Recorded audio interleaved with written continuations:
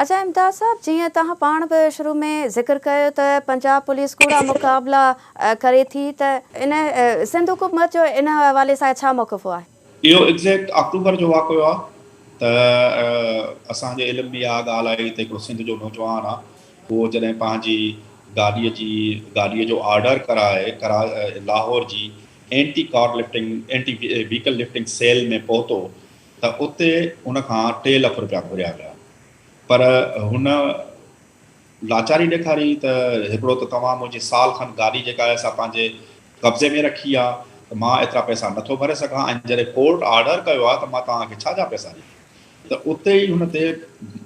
जेको आहे सो ज़ालमाना तशदुद कयो वियो वज़ीर सरकीअ ते। उते ई थाणे में तशदुद करे उनखे गिरफ़्तार करे उते जो उते उनजे ख़िलाफ़ु मोटरसाइकिल जी चोरीअ जो केस दाख़िल कयो।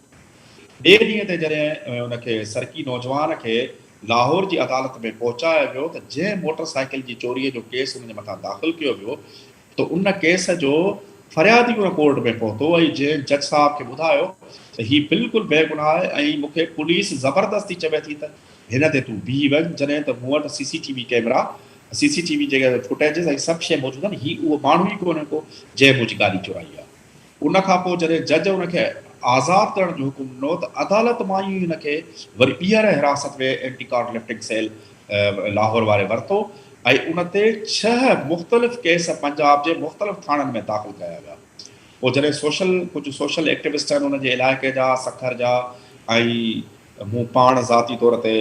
IG पंजाब शाहकार साहब सां राब्तो कयो, ऐं जॾहिं सोशल मीडिया ते ट्विटर ते सोशल मीडिया ते इहा जॾहिं ॻाल्हि हली वई, ऐं इहा ॻाल्हि जेका असां पंजाब हुकूमत जे साम्हूं बि असां रखीसीं, ऐं IG बाक़ाइदे हुनजी इंक्वायरी कराई। इंक्वायरी में साबित थी वियो त वज़ीर सरकी जे मथां 7 ई केस कूड़ा आहिनि। त इहो क्रेडिट बहरहाल पंजाब पुलिस खे एतिरो वञे थो त IG नोटिस वरितो ऐं विदिन आवर्स उहे केस जेके आहिनि से कूड़ा साबित थिया ऐं हुनजी आज़ादी जेका आहे अमल में आई।